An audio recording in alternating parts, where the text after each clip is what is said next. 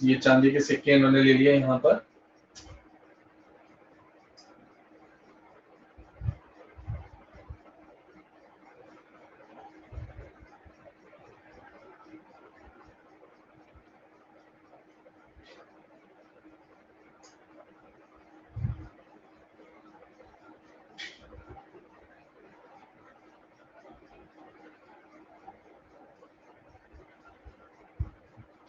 मतलब ये सिक्का चांदी ऐसे दिखा है जूम इन करके कि चांदी के सिक्के की कुछ ना कुछ थिकनेस होगी ना, तो थिकनेस मैंने ऐसे ले लिया, ठीक है, और ऊपर से सर्कल है। और इसका डायमीटर इन्होंने कितना दिया हुआ है, डायमीटर दिया हुआ है इन्होंने 1.75, डायमीटर है 1.75 सेंटीमीटर। एंड थिकनेस की बात करें तो थिकनेस मेरे पास दे दी गई है 2 mm, तो थिकनेस मेरे पास थी 2 mm दे दी गई है।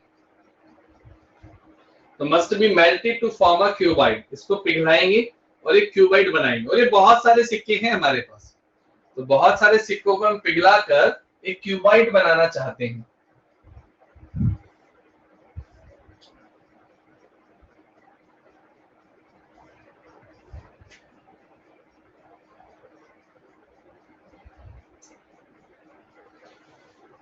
सो यहाँ पर इसकी लेंथ है 5.5 सेंटीमीटर, ब्रेथ है 10 सेंटीमीटर एंड हाइट है 3.5 सेंटीमीटर। तो पाई की वैल्यू 22/7 है, ये हमें पुट करनी है। तो इन्होंने बोला है कि ऐसे कितने सिक्के पिघलाने पड़ेंगे, कितने ज्यादा सिक्के पिघलाने पड़ेंगे कि एक क्यूब बन जाए, कि हमें इतने कितने ज्यादा सिक्के पिघलाने पड़ेंगे, कास्ट करने पड़ेंगे कि क्यूबॉइड इतनी शेप में आ जाए। तो हमें नंबर तो नहीं पता, तो हम लेट करेंगे कि हम मान लेते हैं कि n नंबर ऑफ कॉइन्स मैंने यहाँ पर मेल्ट किए और जिनसे मैंने क्यूबॉइड बना दिया।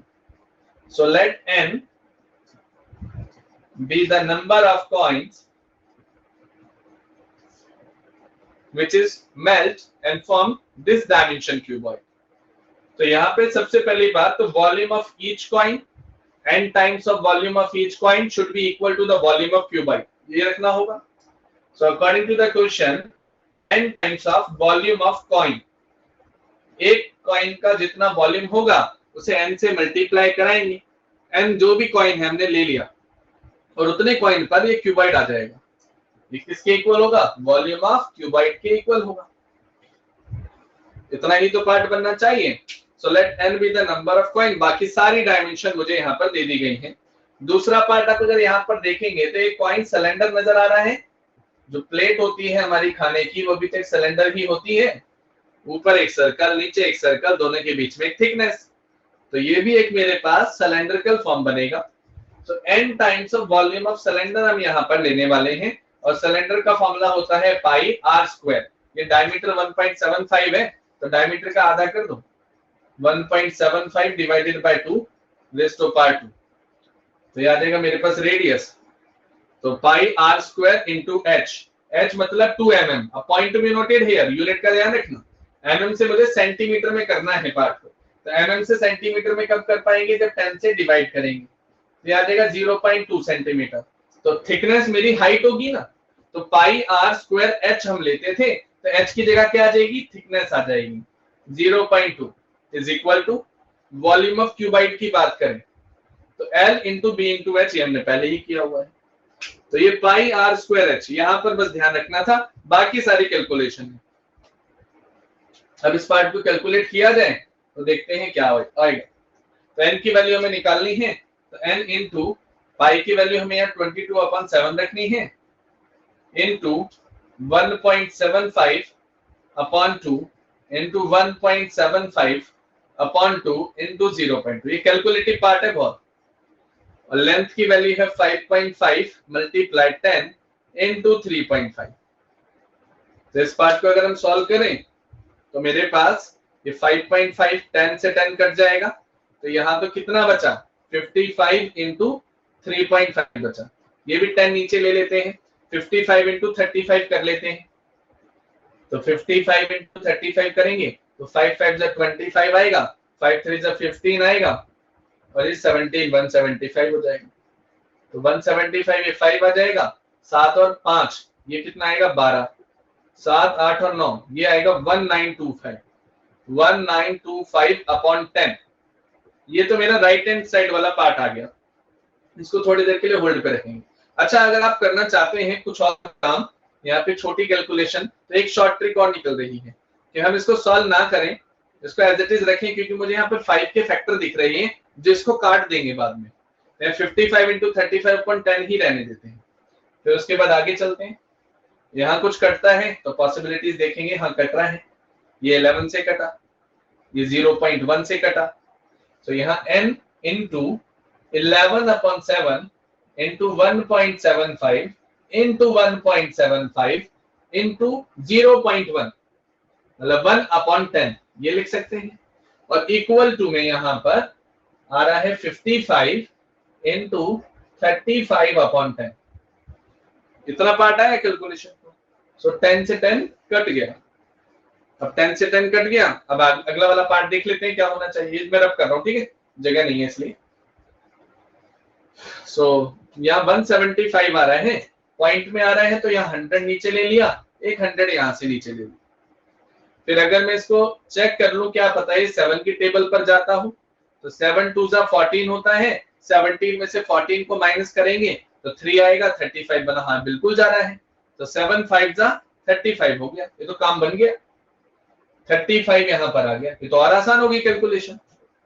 तो मल्टीप्लीकेशन के चक्कर में ना पड़ के हम जितना इसे शॉर्ट करते जाएंगे उतनी ही कैलकुलेशन आसान होगी।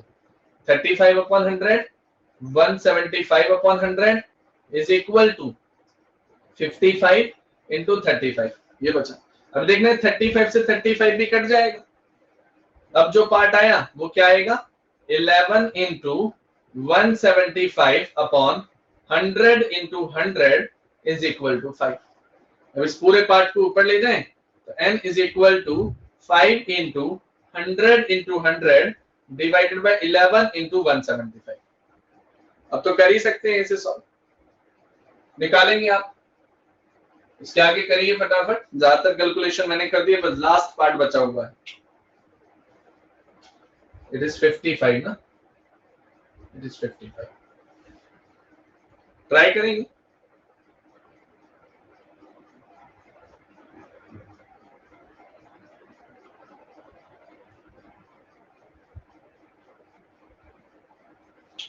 ये पोर्शन बना था पाई 1.75/2 रेज़ टू पावर 2 और h मेरे पास ये आ गया 0.2 and l into b into h हमने करना था। ये हमारे पास दे रखा है 5.5 10 इंटू 3.5। इस पार्ट को हम ऐसे भी कर सकते हैं, एक और पॉसिबिलिटी 22/7 1.75/2 1.75/2 दो बार हो गया और ये 0.2। l की वैल्यू 5.5 इंटू 10 इंटू 3.5, तो यहाँ पर ये 10 से 10 कट गया, तो ये किया था सेम हमने, यहीं पर इसको सॉल्व कर लो। तो यहाँ नीचे आ जाएगा मेरे पास 100, 2 इंटू 100, यहाँ से पॉइंट को खत्म कर दो, तो यहाँ नीचे आ गया मेरे पास 2/100। तो यहाँ पर अगर मैं सॉल्व कर रहा था तो कितना आएगा, 7 2 जा 40, 7 2 जा 40 एंड 35 बन रहा था तो 25 पर ये गया, तो यहाँ से 25 आया, यहाँ से मेरे पास बना 0.1, यहाँ पर 0.1 आ गया और यहाँ से बना 11। तो सारे पार्ट मेरे एक ही सॉल्व हो गए। तो 11 इंटू 25 इंटू यहाँ से आया 175 इंटू 0.1, और तो पॉइंट है नीचे 4 जीरो है, 1 2 3 4, इस वाले 0.1 को भी हटा के नीचे ही ले आओ तो 5 जीरो हो जाएंगे, तो 4 जीरो और एक ही 5वां zero is equal to 55 and here it is 3.5। तो 35/10 ले सकते हैं, तो एक जीरो से एक जीरो कट गया, तो यहाँ 4 जीरो बचेंगे।